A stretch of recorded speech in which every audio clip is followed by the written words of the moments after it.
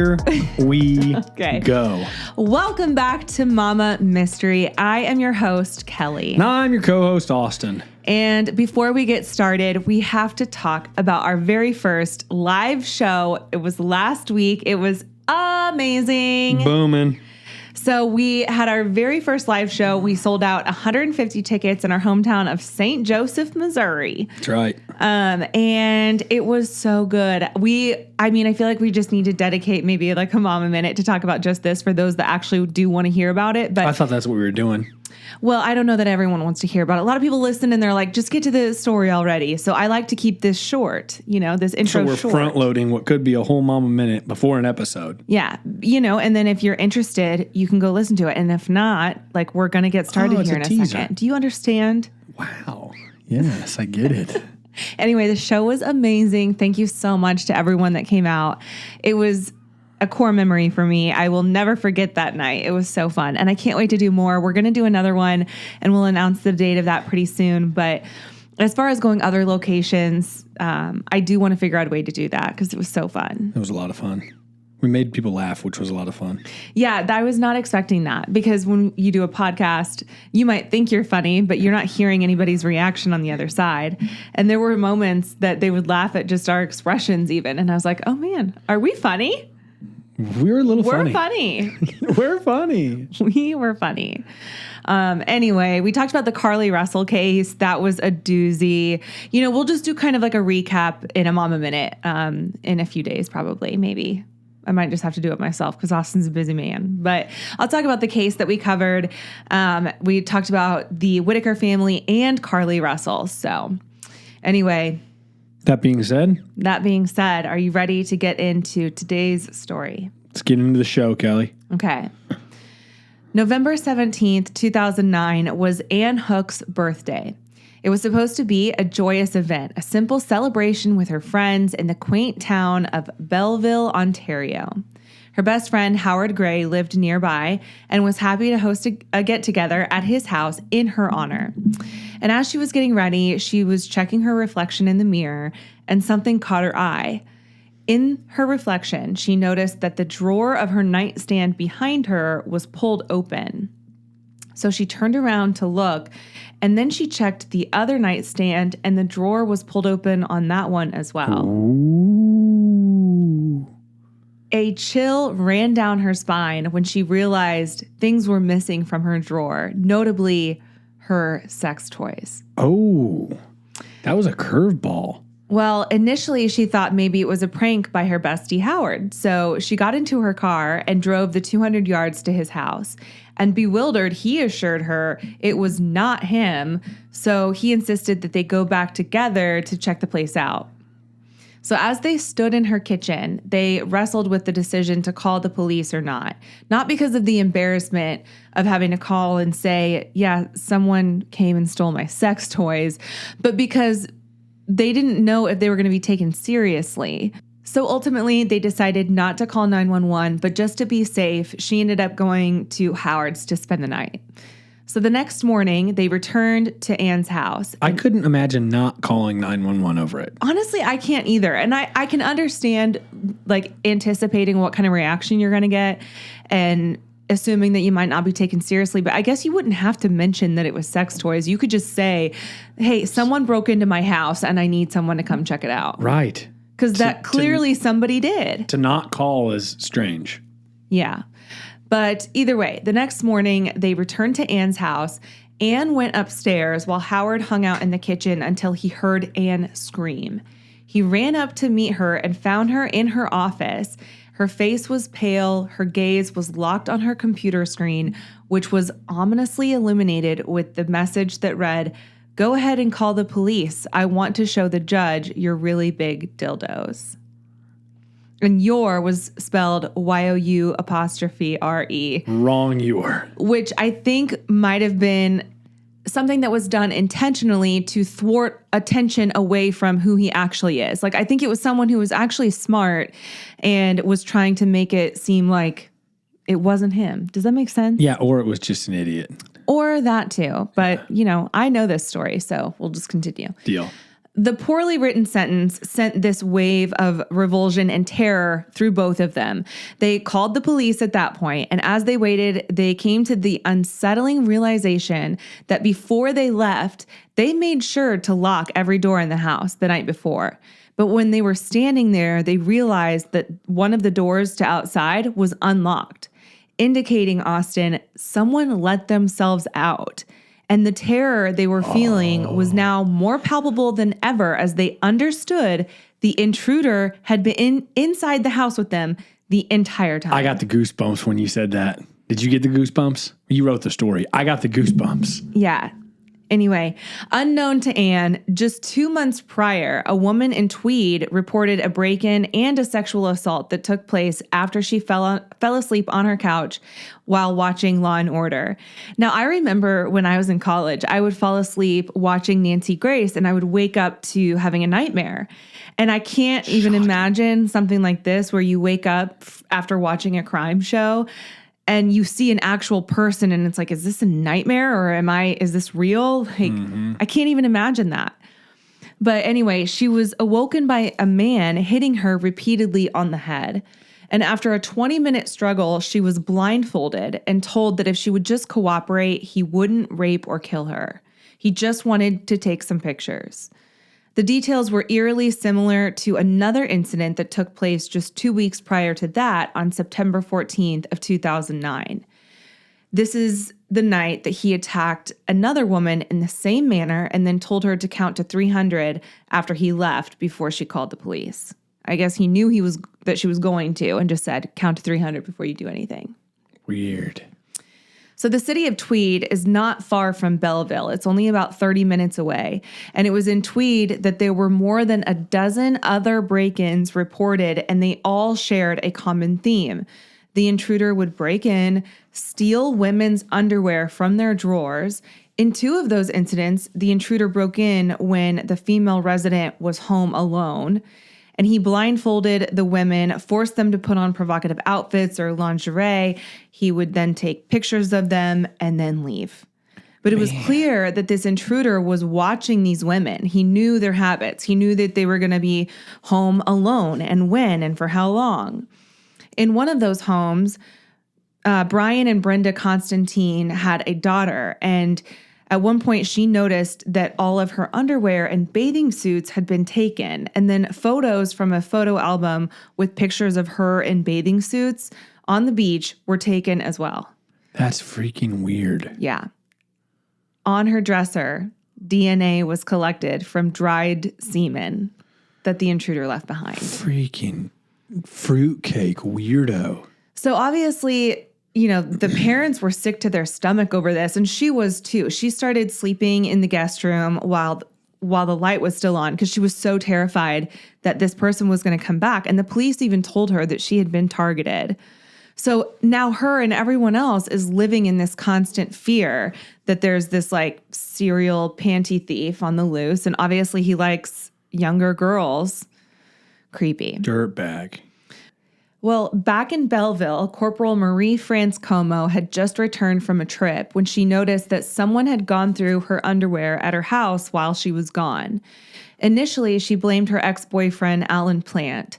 Alan and Marie had both come from military families, and they worked in the military at the same time. They dated for about 4 years before they broke up, and then she moved to the area of Brighton, which is about 30 minutes from Belleville. She continued working for the military as a traffic tech, but when she noticed that her drawers had been tampered with, her first inclination was that it was the work of her ex-boyfriend, but he vehemently denied it. Now, unbeknownst to Marie, the intruder didn't only rummage through her underwear, he put it on and then took pictures of himself in the underwear and then with the sex toys in the underwear as well. He also confirmed that she did, in fact, live alone, so he made plans to return the following week. On the night of November 25th of 2009, the intruder listened outside her home while Marie spoke on the phone. He snuck into her house through a basement window and then waited until she fell asleep. Fucking weirdo. It's so creepy to think about somebody sitting outside somebody's window and listening and watching and timing their lifestyle and sneaking in a basement window when they fall asleep. Like it's even stranger than somebody just breaking in a house, you know? Mm-hmm. Yeah.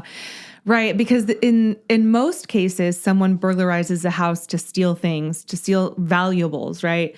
It's very rare that someone does this just to target a human. Yeah, but like the human's personal items, like very specific, intimate things. It's creepy. Very creepy. It actually reminds me of BTK. He had a lot of the same tendencies to kind of stalk in a way, like his prey is, I think, one of the ways that he referred to it. But he would case these houses and like learn their habits. That was one of the craziest episodes because everybody and their brother obviously knows who that is, and I didn't. Shocking. That episode was nuts, and it ended up being this old dude that goes to church and like has this complete separate life. A double life. Yeah. So anyway, he thought he was waiting until she fell asleep, but before she went to bed, she went to retrieve one of her cats who had gone down into the basement where he was. When she found the cat, she found this masked man sitting there staring back at her. Oh, weird. In that moment, they both panicked, but the intruder took a large red flashlight and struck Marie multiple times, rendering her unconscious. He then tied her to a post and took pictures of her with nothing but a shawl covering her body. And after he made sure that she was secured, he checked the rest of the house to make sure nobody else was there. Then he brought Marie back up to her bedroom where he videotaped himself, raping her repeatedly for 2 hours. Now, at some point, she woke up, and it can be heard on the tape that is not available to anybody. This was destroyed. This is just coming from court transcripts that describe the tape. But in the video, she could be heard begging him to untie her hands and promised that she wouldn't go anywhere. She begged him not to kill her, saying, quote, "I don't want to die. I don't want to die. I don't deserve to die." And it was then that the intruder put a pillow over her face and attempted to suffocate her. But she fought back despite already having duct tape over her eyes and her mouth. And she was able to escape only for a moment before the intruder caught her again and then suffocated her to death. After she died, he continued taking pictures of her, and then he put her back in her bed, covered her with a blanket, stole all of her underwear, and left through her back patio doors. Her body was discovered by her ex-boyfriend the following day after she failed to show up to a dinner date that they had planned. 2 months later, on January 29th of 2010, Jessica Lloyd was late for work as a school bus coordinator, and she had never just not called or not shown up for work. So her supervisor called her mom to make sure Jessica was okay. Her mom called her brother Andy to see if he would go with her to Jess's house to check on her. Andy and Jess were super close. They had a quick wit with each other, and they had the type of relationship that even the best of friends would envy. They'd play Guitar Hero together. They had parties together. They had a lot of the same friends. Jess had a lot of friends, but Jess remained single and very independent. So when Andy and his mom went to Jessica's house right outside of Belleville, nothing seemed to be amiss at first. Her house was neat and tidy. Her bed was still made, but her purse, keys, and other belongings were still there. There was just no sign of Jessica.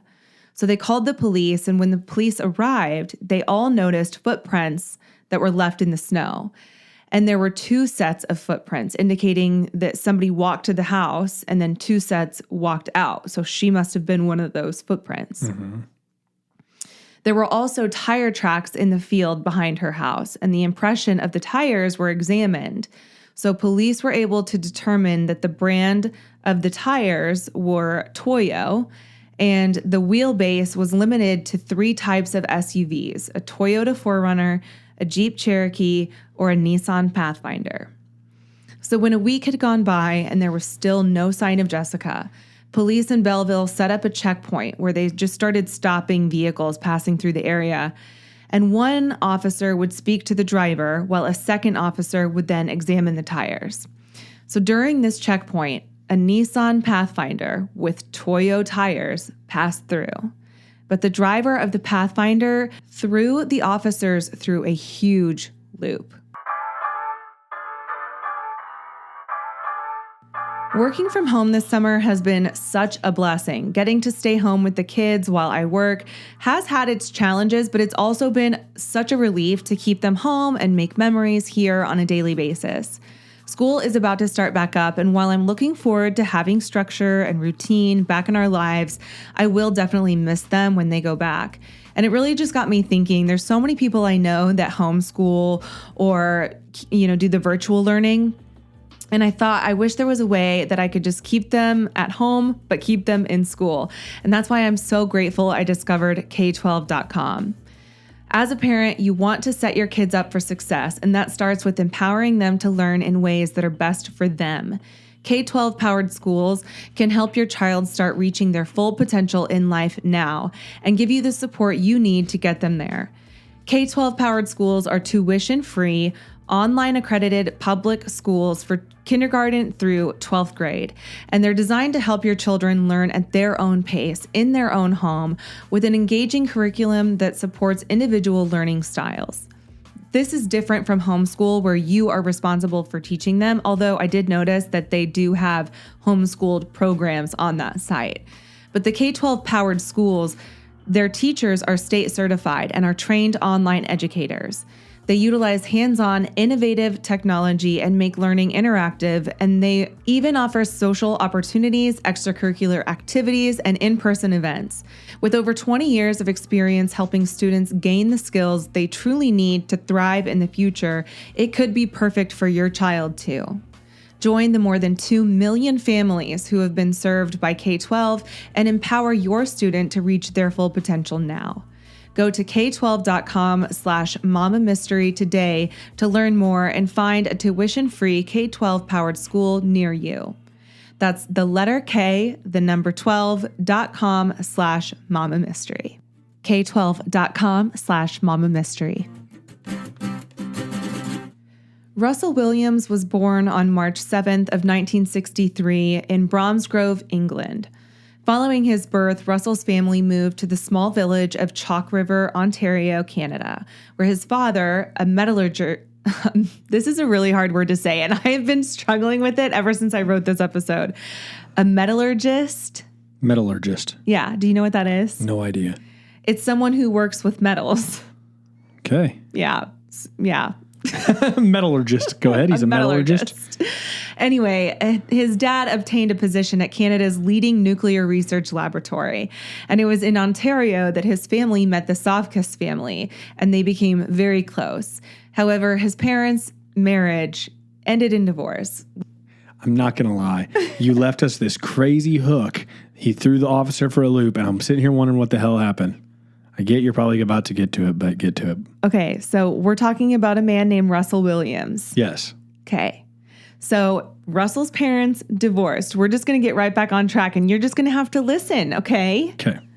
So his parents divorced, and then Russell's mother remarried none other than Dr. Sofka, the father of the family they grew so close to. Anyway, this led the family to move to the Toronto area due to Sofka's new job with Ontario Hydro, and Russell took his new stepfather's last name. So as a student, Russell was very particular. He was very studious, and he displayed exceptional skill as a trumpet player. He also learned how to play the piano. Babe, you got to tell me what happened with the stop. You went on about Russell's from wherever he's from, and his dad divorced so-and-so for Dr. Seuss, and I want to know what happened at the stop. Austin, nothing happened at the stop. It's about who the driver of that vehicle is, and I'm telling you about who the driver was. Oh, you said this guy threw the cops for a big loop. And if you continue listening, you'll find out what the loop is. Okay, I'm sorry, everybody. Okay. I'm wondering if people could relate to me on that, or if I was that far off. Well, I guess they'll let us know either in a 1-star review or a comment. We would love a 5-star. Go ahead. Anyway, so he finished high school at the Upper Canada College, which is Ontario's most elite boys' school. This school is widely known as Ontario's most prestigious prep school, and it has produced a long list of notable figures in law, medicine, visual arts, writing, and more. Okay, so he went to the the best possible school. Cream of the crop. Yes. His roommates at this boarding school remembered just how particular he was. For example, at the end of the night, he would meticulously count his change to calculate down to the penny exactly what he spent that day. Every night he would do that. And then when his girlfriend in college dumped him, he watched Top Gun repeatedly over and over and over, which is a movie about this U.S. Navy pilot. And it's, part of his story is winning over this love interest who initially turned him down. So maybe he was trying to take notes on how to get this girl back. But his propensity for attention to detail and discipline earned him leadership roles during his final year at Upper Canada College in 1982. His peers chose him as a captain for his boarding house, indicating their respect and their trust in Russell. While studying politics and economics at college, this is about in the mid-1980s, he experienced his first taste of flying. Following his graduation in the late 80s, Russell joined the armed forces and started his military career as a pilot instructor in Port La Prairie, Manitoba. In 1990, he received his flying wings at the age of 27 and married his wife, Mary Elizabeth Harriman, the following year. Mary was the associate director of the Heart and Stroke Foundation of Canada, and together they loved to be outdoors, fishing, camping, and golfing. In 2006, the couple moved to a suburb of Ottawa, and Russell was posted to the Directorate of Air Requirements, where he served as a project director on multiple projects. He worked his way up within the military and developed a reputation for being professional and dedicated, and he piloted planes for dignitaries, including the late Queen of England and the Duke of Edinburgh, as well as the Canadian Prime Minister. It's pretty crazy. He's flying around these very important people. They don't just choose anybody for that. I'm trying to paint a picture for you about how important he was in the military and the role he played within the military. Yeah, that makes sense. So by 2009, he was sworn in as the wing commander at CFB in Trenton, where Marie France Comeau worked as a traffic tech.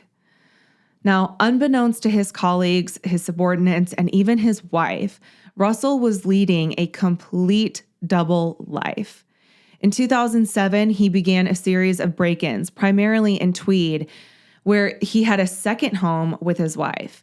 The break-ins escalated in seriousness over time, and many of them involved the theft of women's underwear. This man would break in, set up his camera, and take photos of himself wearing the underwear. And I have the pictures. I'm going to post them to Instagram so you can see them for yourself. But what I think is the most interesting, besides the fact that it's this hairy man in women's underwear, is the fact that he poses the exact same way in every single picture. Like when it's from the back, it's his back with his head turned to the right. And when he's looking at it from the front, he's just straight front on. He's perfectly centered.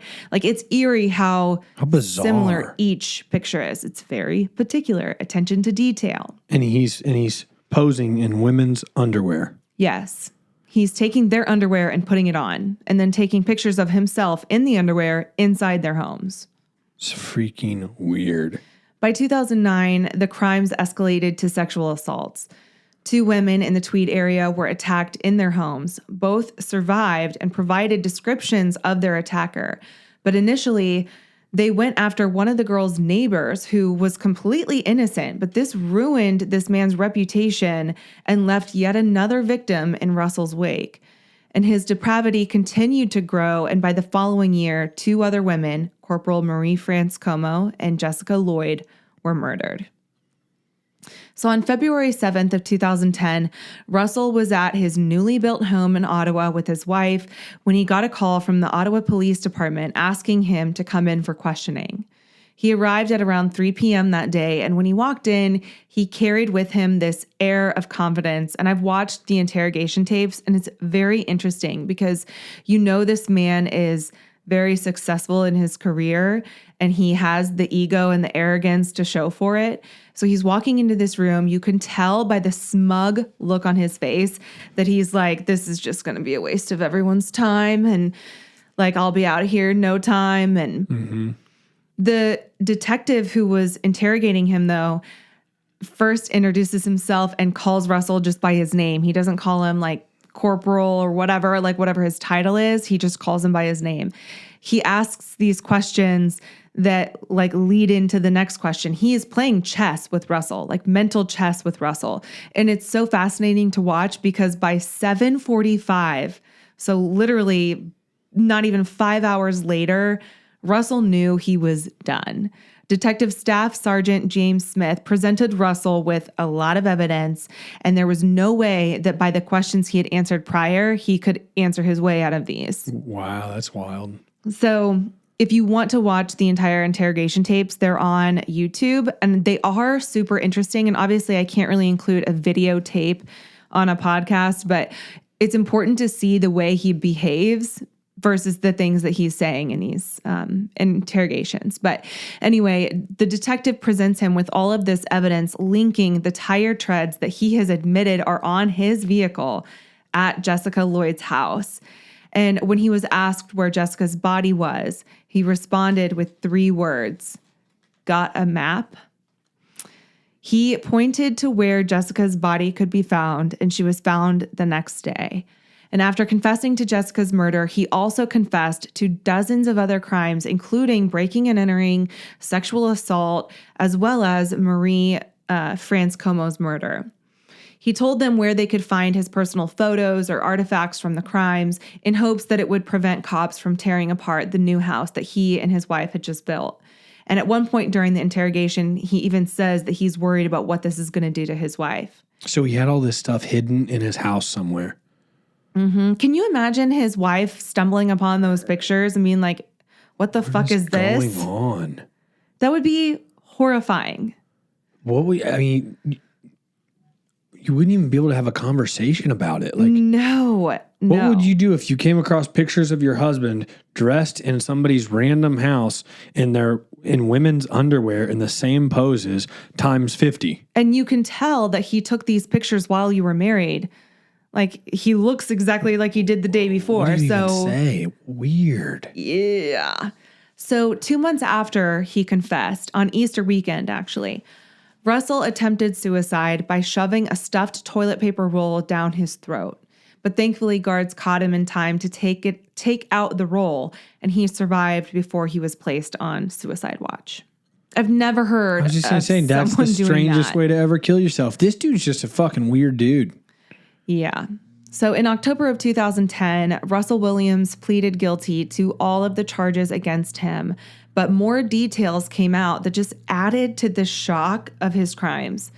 During one of his break-ins, he attacked a young mom while she and her baby were asleep in her house. On other occasions, he was taking the underwear of children as young as 9 years old. During another break-in, he broke into the bedroom of a 12-year-old girl, stole her underwear, and left a message on her computer that read merci, which is thank you in French. It's honestly shocking to think about this highly decorated military officer committing such bizarre and increasingly heinous crimes. And I think it fascinates people in the true crime community because this is the archetype of someone living a secretive double life, the type of person that you might even look up to. You know, maybe it's your neighbor, maybe it's someone you work with that you think very highly of, but behind closed doors, he's taking pictures of himself in women's lingerie and attacking unsuspecting women. Stealing underwear from kids. Yes. So strange. Like the double life, yes, is bonkers. Mm-hmm. So Russell Williams was sentenced to 2 terms of life in prison with no possibility of parole for 25 years. And he was also sentenced for the break-ins and sexual assaults. Following his conviction, he was stripped of his military rank and medals, and his commission was officially revoked by the Governor General of Canada. His uniform and insignia was all burned and cut into pieces. His commission scroll was actually shredded, and his Nissan Pathfinder was scrapped for parts. His whole identity. Mm-hmm. Everything that he had built aside from this weird, psychotic, and disturbing life, everything that he built was destroyed, as it should be. Mm-hmm. He remains incarcerated in the Port Cartier Institution, which is a maximum security prison in Quebec, which also houses Luca Magnotta, who is the subject of our next episode, which will air next Friday. Interesting. So this case, Luca Bignata, the one that we're going to cover next, he is the subject of the documentary on Netflix, Don't Fuck with Cats. It's like a 6-part documentary series. Which I've watched that. You have watched it? I didn't think you had watched it. I watched like probably 4 episodes with you. Okay, so you don't know what happens then. I don't think so, no. But I know that episode. I don't think I do know. But no, you don't. No, I'm saying you don't know what I'm going to talk about. Yeah, that's a weird show, though. Mm-hmm. It's a really weird show. If you haven't seen it yet, don't go watch it. Don't ruin it before I tell you first. But definitely watch it at some point because it's wild. Mm-hmm. What did you think of today's story? Besides the fact that I threw you through a loop, apparently. You threw me for a loop. So here's what I'll say about it. Number one, you said like 3 or 4 words that I've never heard in my life. Just new vocabulary. What? You're very Which smart. words? Just random words throughout there. I don't remember them. Depravity? Never heard of that. You have to. Austin, depravity. Are you serious? I don't know. Let's move on. I'm just telling you my recap of the episode. Oh, no. Number 1, learn new words. Number 2, the only reason you threw me for a loop with the way you wrote it, because I always love the way you write them. And once I tied it all together, yes, it was very well written. Okay. But the part that threw me for a loop is you painted this crazy, you put me in the moment of being in this car that was going through this checkpoint and it had the same tires and everything. And you were like, and what you had, I don't remember what you said, but you were like, and what happened with this guy threw them for a loop. Mm-hmm. And then I'm like sitting here picturing this movie we're in, right? Mm-hmm. And I'm wondering what the hell happened. And then you went off telling me about the guy. So I think if you even would have said, and in the vehicle was Russell, and then you would have told me about Russell, because I'm like trying to picture what's going to happen. Like, does he run? Does he tell him a fake name? And so then that's the only reason I got so thrown off. Yeah. I don't know. Maybe somebody will relate to that. Maybe not. No, I'm sure somebody will. And I never thought of it that way as I was writing it. Yeah. So I do love hearing your feedback. That's why I have you on the show, because you ask questions I don't think of to answer, or you point out things that might be confusing that I didn't realize as I was writing it. But I guess my point is, and I know most of you, or at least some of you, will get this, so I don't have to explain this, but the loop is that he's this highly decorated officer flying around the Queen of England. He is piloting the plane, okay, in charge of her life. And yet he has this complete double life where he's breaking into homes and stealing women's underwear and putting it on and taking pictures of himself. Like, it's not what you would ever expect. No, I get it completely. It's just you painted such a picture. Yeah. Because you do a really good job of writing to where you put me in the situation. I think this is probably listeners can relate to this, to where you put us in the situation to where we're like picturing the situation happening. So when you said threw him for a loop, I'm like waiting for an event. I do try to be visceral, and I didn't mean to be like that in my writing to paint this suspenseful picture. It was more so like, guys, get ready for this guy threw you through a loop. You would never suspect this man to be the guy who did this. Yeah, it was. But then once I was patient enough to be quiet and get through it, it was crazy. Like, just wild. So anyways, good job, babe. Thank you.